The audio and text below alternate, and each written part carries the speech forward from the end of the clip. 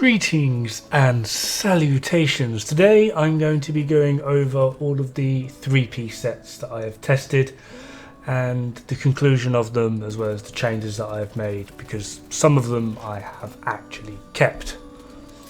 Now, for those that are potentially watching this and have no idea what I'm on about, basically what I did was I got all the three-piece sets, so that would be Fenris, D&H, Overlord, Badger Tough, Petrov, Sokolov, Araldi, and I think that's it. Overlord, Badger, Petrov, Sokolov, D&H, Araldi, Fenris. Yes, I think that's it.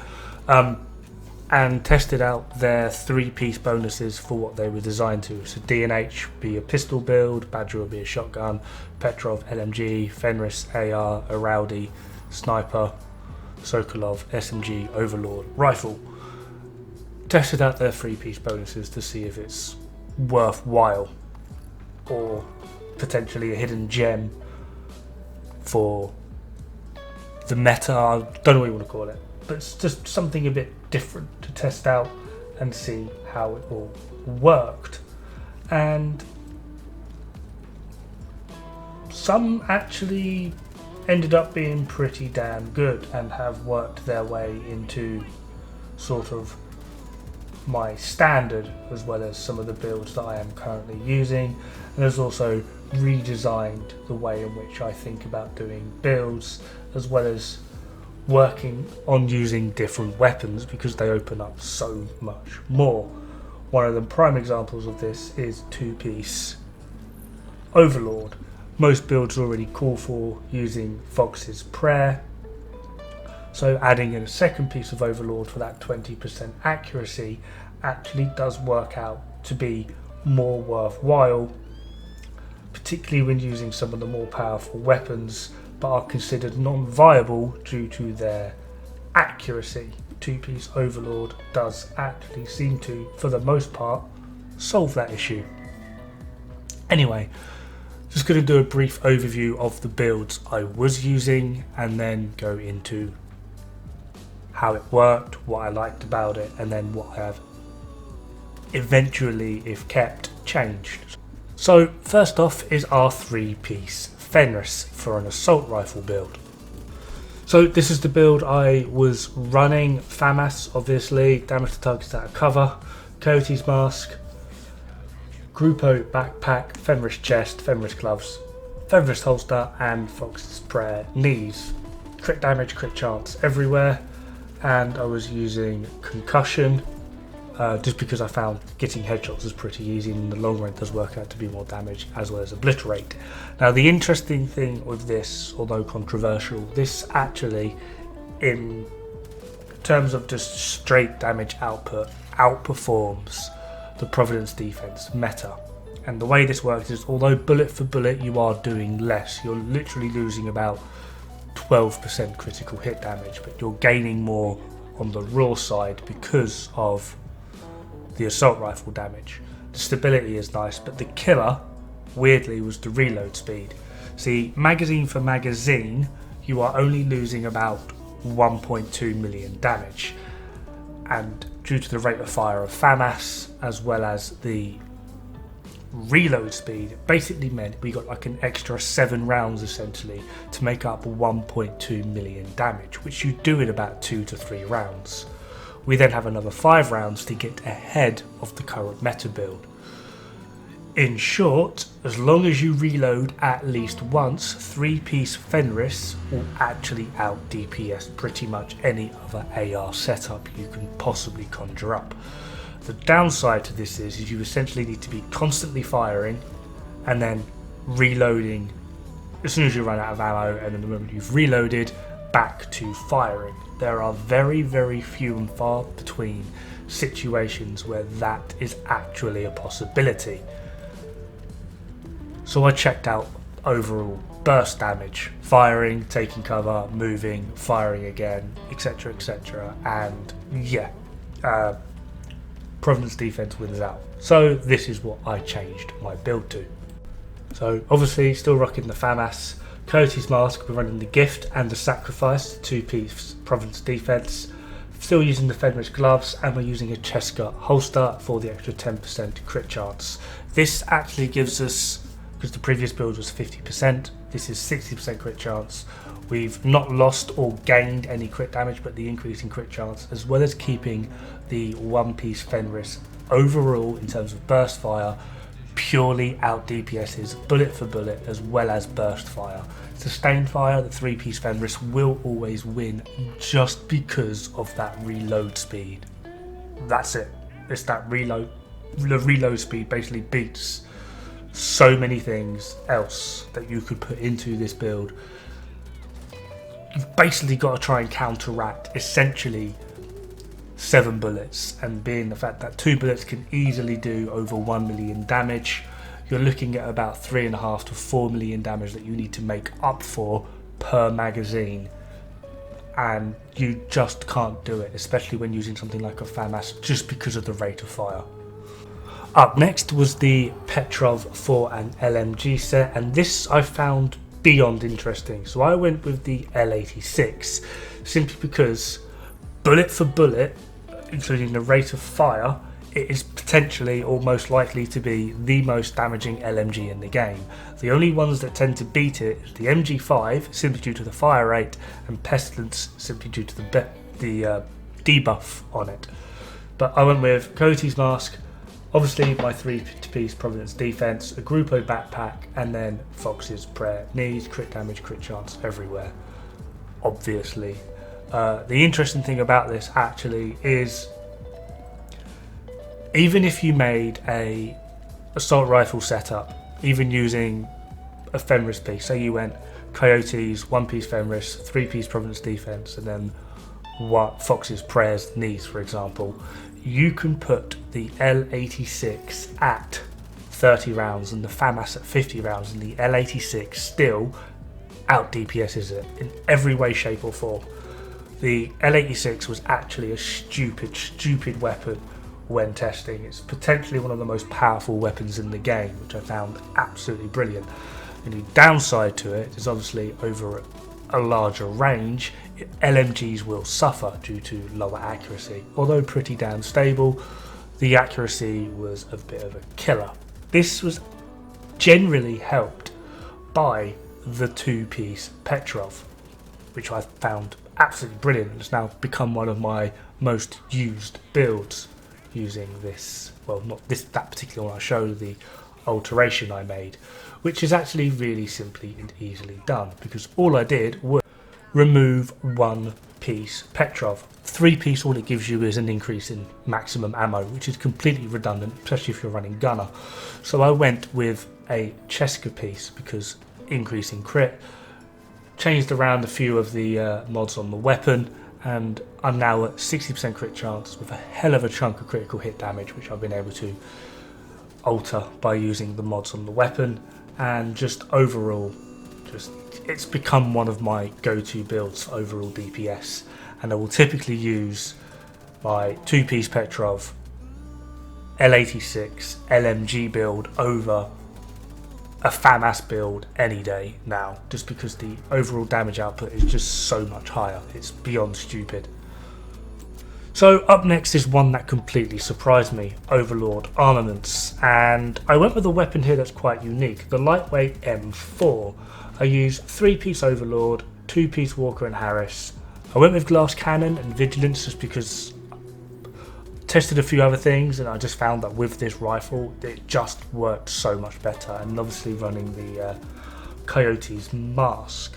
What's probably going to surprise most people is that I didn't go with the M1A, and that is simply because DPS for DPS, the lightweight M4 is one of the most powerful rifles, and in terms of just straight damage output, it does nearly double that of the M1A, and I'm not even remotely joking. So what you're looking at is 0 buffs, nothing else. It's literally just a pure weapon, nothing else, no armor attachments, no armor pieces, just the base weapons. and the M4 does about 8.1 million damage per magazine, and the M1A does about 4.6 million damage per magazine. The issue is the lightweight M4 has pretty terrible accuracy for a rifle, and its stability isn't that great either. The only way in which in any build using the M1A can actively keep up with the DPS of an M4 is if you are running Rifleman, have 167% headshot damage, 60% crit chance, and a minimum of 80% crit damage, and out of every 10 shots that you fire at max RPM, 9 of those shots need to be headshots. Basically, you need to be god tier, spamming the I keep getting confused here. God tier spamming the classic M1A. That's the only way it is actually able to out DPS the lightweight M4. But that is assuming the lightweight M4 hits all of his shots, which, unless you are running the essentially near enough, maybe not the exact build, but at least running 3-piece Overlord, you probably won't. How have I changed my 3-piece Overlord lightweight M4 build? I haven't. It's probably my go-to run around, shoot the hell out of crap build that I use on my second character. For my main character I use a 1886 Virginian build. For character number 2, that 3-piece Overlord lightweight M4 is sort of like my go-to farming build, and it basically trashes everything, mainly due to the rate of fire, the magazine capacity, and then thanks to the 3-piece Overlord set I get a hell of a bonus to accuracy, stability and rifle damage, and it is literally beating out pretty much any other DPS setup I have been able to make at the moment, bar 2. One is pretty similar to what I've just shown as the Overlord, but it uses the UCS rifle, which is the UMP 45 looking thing, and pretty much any build that uses the beloved Scorpio, because Scorpio is just an absolute monster. But yeah, the main purpose of this Overlord build, I'm aware I'm ranting on about it now, but I wanted to try and get away from the M1A meta, and using 3-piece Overlord absolutely allows you to do that. The M16 is a damn good rifle and has a very weird and unique interaction with Boomerang. I would recommend people put whack on 3-piece Overlord and try out the M16. Just try different rifles. If you think, oh, this rifle feels good but the accuracy and the stability is just a bit meh, whack on 3-piece Overlord. You gain so much out of it. And you'll be surprised in terms of just straight DPS how many of them actually outperform the M1A, but they can't do that due to their accuracy or stability. 3-piece Overlord works that around for you, and then you can beat the Providence defense meta through sheer rate of fire and magazine capacity. But it's just a different way to build. Have a look into it. I promise you won't be disappointed, but honestly I've not changed a damn thing about this build. I've just got better mods for it than I originally did in the first place. Anyway, 3-piece Badger Tough. Now, this is one I was actually genuinely looking forward to because I kind of wanted a tanky mix-up. So I went with 3-piece Badger Tough, 2-piece Golan gear, and then Ridgeways. So I've got a lot of shotgun damage, increase in armor on kill, status effects for all of the stat effects that Scorpio gives through the poison, the confuse, the shock, and then the bleed from Ridgeways. This is a 5 blue, 1 red core build, so I went with Firewall as well as the Striker Shield because I thought it would be really worthwhile, and it was beyond fun to play, and that was really about it. I reckon if Hunter's Fury, and I explained this in the video I did about it as well, if Hunter's Fury wasn't a thing, it would honestly be one of my go-to shotgun setups. But sadly, Hunter's Fury is a thing, and it just doesn't hold a candle to it, just because Hunter's Fury is just stupid, absolutely stupid in the way in which it works. It regens health and armor. It just does so much damage, and it's beyond stupid in its output. So this is pretty much my go-to Scorpio setup, 4-piece Hunter Fury. I'm using the Hunter Killer chest, which you get from killing all of the hunters in the New York DLC, and then a Badger Tough backpack with Galvanize. This gives me perfect Intimidate, an easy way to proc Overshield on a regular and continuous basis, as well as just the Hunter Fury bonus. And yeah, it just basically ruins everything I put in front of it. Even with the hunters on heroic, that was the build I used, and I just walk through literally everything.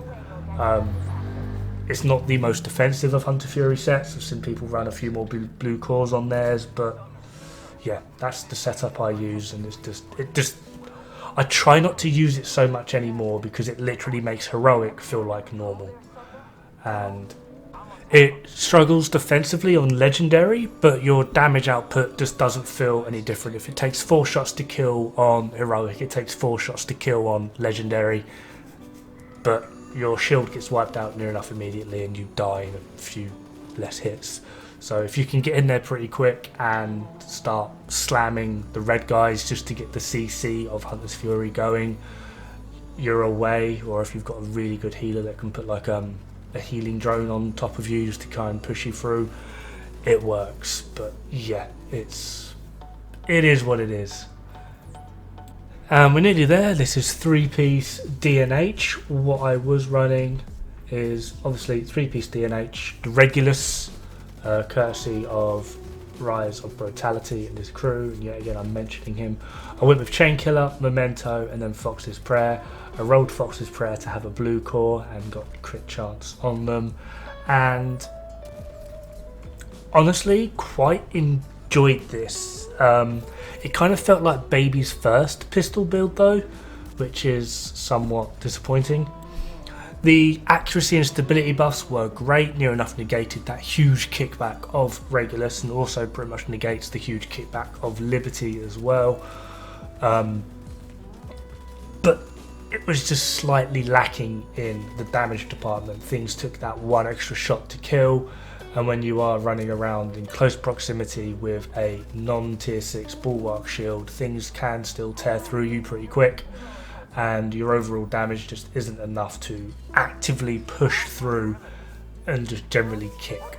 But so this one did actually get changed, and it's now kind of become one of my go-to meme builds, especially if I'm playing on lower levels, as I can one-shot my way through near enough the entire game, just because Regulus is that damn stupid.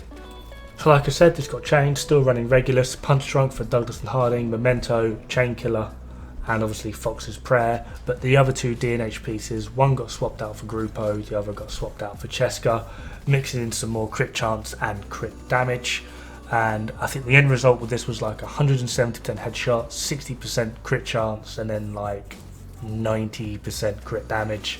I found this to be a really decent mix because without the Chainkiller buff, I was still doing sufficient damage with the headshot as long as I crit to at least take out a purple, or sometimes even an elite with 2 shots, sometimes being 3. And I actually really quite like this build. Never really been a fan of pistol builds, but then Regulus kind of changed it. I always kind of thought pistol builds were there just for tanking, using 3-piece Bulwark and Liberty. This has absolutely changed my mind on it. So definitely one that I would suggest people figure out and work out. I quite like my setup. It seems a little bit more balanced. There are a lot of pistol Regulus builds out there that are damn well OP and hit like an absolute truck. I just kind of feel mine is maybe not the best, but it's probably the most balanced, I would feel. But yeah, that's just me bragging about myself. Sokolov 3Ps for an SMG. Now this is actually obviously quite simple. 3-piece Sokolov is SMG damage, crit chance, crit damage. Pretty much a giveaway. I also really wanted to add in, because you're at close range, the Ridgway's Pride, because that obviously works at close range. And I also wanted to go for the third most powerful weapon in the game, which is the UMP-45. In terms of DPS, this thing is just a monster. But as an SMG, as well as one with a low fire rate, its accuracy and stability is horrendopig. You can deal with stability just by having a bit of skill play, but the accuracy, you really need something to work with. And this is where my idea with the whole 3-piece Overlord came in. I'm obviously still going to be using Fox's Prayer knees, so why not just slap in another piece of Overlord for that 20% accuracy? And this basically solved all of my issues.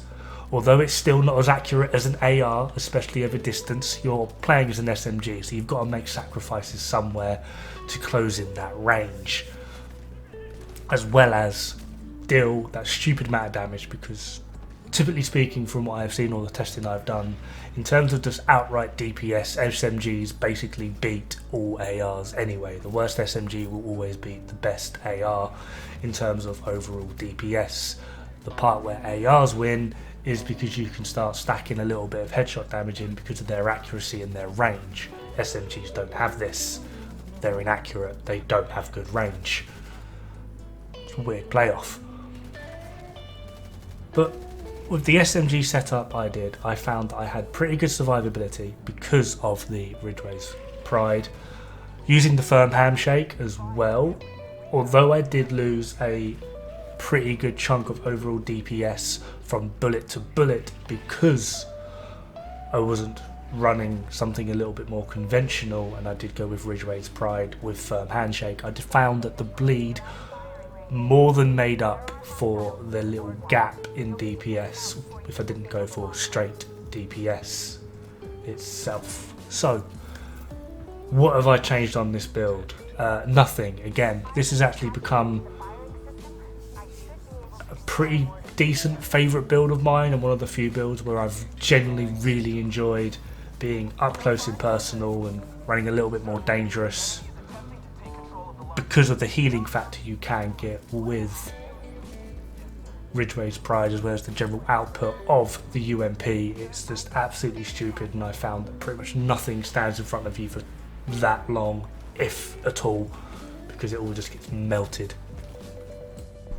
Last but not least, are rowdy holdings for your marksman or sniper build, and I do appreciate this has been a pretty damn long video, but I went with Mantis just because I'm uncomfortable with Nemesis. If you're comfortable with Nemesis, go with that, it will be a lot more damage. Punch Drunk, 3-piece of Rowdies, using the pristine example. Fox's Prayer for the damage to targets that I cover, and I went with Dodge City Holster as a personal choice for me because I suck at sniping, and I thought if I needed something as a backup, if someone is going to run up on me, getting that old D50 out and then popping them, doesn't matter where, is going to basically solve all of my immediate issues, and I can go back to very uncomfortably sniping. Straight from the off, this build has been deleted and I have not gone back to it, or any other sniper build, and that's because I suck at sniping. Preliminary testing does show that in terms of DPS, your best option is to go with 2-piece Aces and Eights and 2-piece Rowdy Holdings. This will give you high marksman damage as well as headshot damage. If you want to, you really can go with 3-piece, but I would always try and suggest getting Dod City in there. 1 for the handling, 2 for the headshot, 3. That one-shot pistol capability is near enough invaluable in any way, shape and form, simply because if something is trying to rush you or creep up on you, being able to just quickly swap to pistol and be like, no, go away, delete, is near enough invaluable. That being said, if you are pretty damn good at getting those headshots, 4-piece Tip of the Spear using the backpack, Chain Killer and then Dodge City Holster is still, from all testing as well as on paper, the most powerful sniper setup in the game to date. And I've also done a video on that if you want to go looking. But anyway, if you made it this far in the video, thank you very much. Just going to do a quick recap just to refresh memories. So first one will be 3-piece Fenris. Actually enjoyed this, but it did struggle in terms of burst DPS. So it basically got removed and then switched around and recalibrated to actually make it more viable. Petrov defense for LMG. This was really good, but we didn't need the third piece. This also got recalibrated and worked on. Overlord Armaments. This was probably one of the most successful experiments I've done in this game, and I absolutely loved it. Haven't changed a damn thing. Badger Tough. This basically got completely scrapped, and that's only just because Hunter's Fury is a thing. For D&H for my pistol build, actually rather enjoyed this, but it was sort of baby's first pistol build, so it got recalibrated to get more damage out once I got used to it. 3-piece Sokolov, I'm honestly still in love with this build and I haven't changed a damn thing. It's been absolutely great. And then finally 3-piece Araldi for marksman, and not only am I bad with sniper rifles, it was just a bad setup using 3 pieces, so it got completely deleted. But anyway, that just about does it for me. I hope this has been informative or enlightening, and maybe it's given you a few ideas on what other things you can potentially do. Again, I do apologise for the more lengthier video than I normally do, but I just wanted to get them all in one place as well as show the changes that I have made, or just whether I've just scrapped them all together and just come to the sad conclusion that I've wasted hours of time and resources. But yeah, have fun, good luck, don't die. It's bad for the health.